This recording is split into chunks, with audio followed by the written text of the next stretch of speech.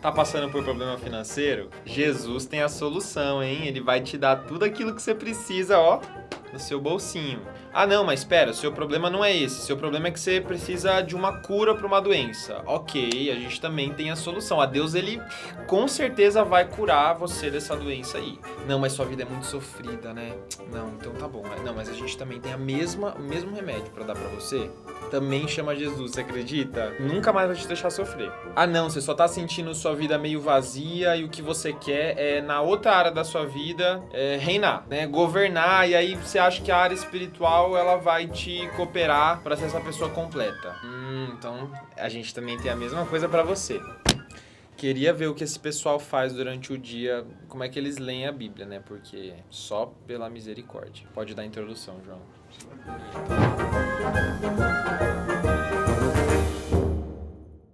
Seja muito bem-vindo a mais um vídeo do Clube Cristão. Eu sou o JP Maia, como você já sabe, e eu hoje vou falar com vocês sobre o que é o Evangelho. Essa é uma dúvida de muitas pessoas, e como você já pode ter visto no começo, a gente vai trabalhar essa ideia daquilo que o Evangelho não é e daquilo que o Evangelho é, exatamente porque a gente vê hoje muitos falsos evangelhos sendo pregados por aí, que o próprio Paulo dizia que já não eram evangelho. Então, a única coisa que a gente pode dizer é que são falsos, né, que não são verdadeiros. São outras mensagens, mas não são da parte de Deus, não são mensagens bíblicas, não são mensagens centradas na pessoa e na obra de Jesus, que inclusive é exatamente aquilo que é o Evangelho. Mas a gente vai conversar melhor sobre isso até o final do vídeo. Esse é o canal do Clube Cristão, uma comunidade exclusiva para aqueles que querem aprofundar o seu relacionamento com Deus e aprender mais de Bíblia de uma maneira leve e descontraída. O link sempre estará na descrição dos nossos vídeos para você fazer parte da nossa comunidade. Mas voltando para o assunto, quando a gente está falando de evangelho, você precisa entender algo muito claramente aqui. Quando eu digo que o evangelho não é algo, não significa imediatamente que ele é o oposto a esse algo. Por exemplo, quando a gente fala que o objetivo do evangelho, que a centralidade do evangelho, fundamento, não está em te tornar uma pessoa rica, bem-sucedida, uma pessoa que tem todas as áreas da vida muito desenvolvidas, né? Tipo desenvolvimento pessoal, a gente usa o evangelho por causa de desenvolvimento pessoal. Quando a gente está falando que o evangelho não é essas coisas, que ele não pretende, ele não te promete essas coisas, a gente também não está te falando que ele te promete o oposto delas. Então não é porque o evangelho está falando para você que o objetivo de Deus não é te tornar rico, que o objetivo de Deus seja te tornar pobre, tá entendendo? E não é porque o objetivo do evangelho não seja curar você de uma doença que você tenha, que apesar que a gente pode falar de uma doença espiritual, né, o afastamento de Deus, a morte, enfim, a gente sabe que a gente não está falando nesse contexto de doença, né? Mas, ainda que a gente não esteja falando disso, a gente também não está falando que o objetivo de Deus seja te deixar doente, né? Tipo assim, o objetivo do evangelho é te deixar doente, porque não é te deixar curado da doença que você tem. Então, primeiro, esse cuidado, tá? A gente não está pulando de um extremo para o outro, a gente está simplesmente voltando para o centro daquilo que o evangelho realmente é e falando contra as narrativas que a gente escuta muito hoje, principalmente na igreja brasileira. Então, a gente precisa dizer duas coisas principais sobre o evangelho que eu acho que elas nos ajudam a nortear para o pensamento do que é de fato o evangelho. Então a gente primeiro vai falar do que o evangelho não é, para depois a gente falar sobre o que o evangelho é. Lembrando que aqui a gente vai fazer sempre vídeos os mais objetivos que a gente puder. A gente não está aprofundando tanto esses temas. Então note que são vídeos bem introdutórios mesmo sobre esses assuntos. Em primeiro lugar, o evangelho ele não serve como um objetivo para suas realizações pessoais.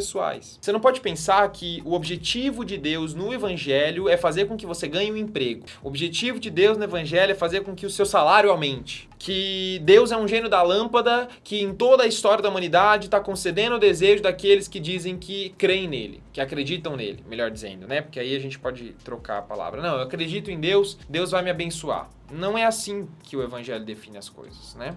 Quando eu tiver um problema eu recorro para Deus e Deus vai solucionar exatamente aquilo que eu estou pedindo para ele. Não é isso que o evangelho promete pra gente, não é isso que o evangelho é, de fato, né? Deus, na verdade, não é um Deus criado à nossa imagem e semelhança. Ele não é um Deus que é criado para o serviço dos nossos desejos, né? Ele não é um mordomo que faz tudo que a Mariazinha e o Joãozinho quer. Ele é Senhor sobre todas as coisas, ele governa todas as coisas, digno de toda honra, de toda glória, mais alto que todas as coisas, mais belo, inefável, santo, distinto de todas as coisas e, portanto, ele não deve nada a ninguém. Ele não deve nada a ninguém. Você precisa entender que Deus, ele não está aqui para servir os seus interesses. Ele está na terra, né, ele está cumprindo o que ele tem que cumprir na terra para servir os interesses do coração dele. Está aqui para cumprir a vontade dele, para fazer os decretos eternos, redentivos dele serem cumpridos, né? Acontecerem de fato, né? Serem obedecidos pela pessoa dele. Então você precisa entender que, em primeiro lugar, o evangelho ele não é antropocêntrico, né? Por conta disso. Porque a gente vê muito isso, né? As pessoas pregando sobre o homem, apenas, né, sobre os interesses, sobre as dificuldades, sobre os sonhos, sobre os projetos humanos, mas sem colocar centralidade na pessoa de Deus e dar a Deus a glória e a honra que ele merece. O que a gente mais vê por aí são pessoas colocando a glória no homem e não no Deus da Bíblia. Isso é muito problemático. E, em segundo lugar, o evangelho não é só mais uma história. A gente aprendeu, sim, que o evangelho é uma história. Ele é uma história, inclusive, com 4 pontos históricos que a gente vai comentar um pouquinho mais pra frente, muito importantes. E a Bíblia vai descrever pra gente, quando a gente está lendo a Bíblia, a gente olha pro evangelho. Mas você não pode pensar na Bíblia como uma história de moral. Lembra da sua escola, por exemplo, quando você estava com seus coleguinhas lá e sua professora contava sobre, sei lá, a parábola ou o conto da lebre e da tartaruga, né? Que a tartaruga vai andando devagarzinho, a lebre acha que ela é melhor que todo mundo, mas no final das contas quem ganha é a tartaruga, né? Porque ela era presunçosa demais, achava que ela era boa demais e no final das contas ela acabou perdendo, né? O evangelho não é uma história com uma moralzinha, sabe assim? Ah, vamos contar pra você aqui, olha que moral legal. Porque é isso que muita gente faz do evangelho, né? É isso que muita gente faz da Bíblia, inclusive. Ah, não, vamos pegar a Bíblia aqui pra gente fazer as 30 lições de marketing, né? Que vão bombar, porque olha essa sabedoria. Gente, pelo amor de Jesus Cristo, né? A Bíblia, ela não é...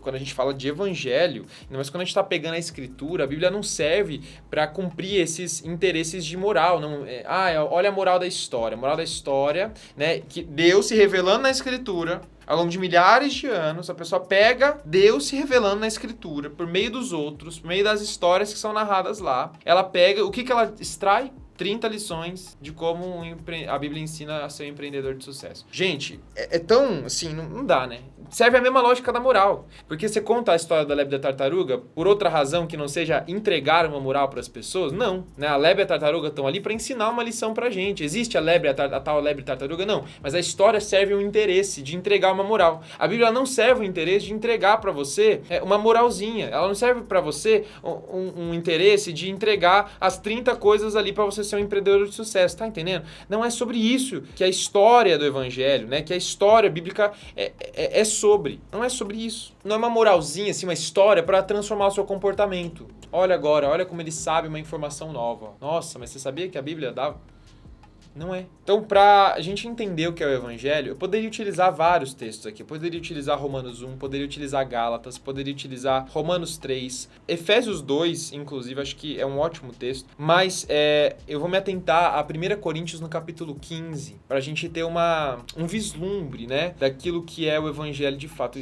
Acho que esse texto de Paulo ajuda bastante a gente a entender. Paulo vai dizer assim: irmãos, venho lembrar-vos que o evangelho que vos anunciei, o qual recebestes e no qual ainda perseveram. Por ele também sois salvos, se retiverdes a palavra tal como vô-la preguei, a menos que tenhais crido em vão. Antes de tudo, vos entreguei o que também recebi, que Cristo morreu pelos nossos pecados, segundo as Escrituras. Foi sepultado e ressuscitou ao 3º dia, segundo as Escrituras. O evangelho, ele é sim essa boa notícia, mas é a boa notícia sobre a pessoa e sobre a obra de Jesus. É sobre quem é Jesus e sobre o que Jesus faz na história. E qual é essa história? Deus narra essa história pra gente. Essa história é a história da Bíblia, né? É essa história do mundo que perpassa, inclusive, muito daquilo que a Bíblia descreve pra gente, mas que tá lá, né? Essa história que começa com a criação, descrita pela Escritura, né? Deus ergue um povo povo para si. Esse povo peca contra Deus e Deus envia sua lei, ele envia seus profetas para ensinar o caminho certo para esse povo, mas eles não obedecem, eles não ouvem, né? Eles, vez após vez, não se arrependem de seus pecados, né?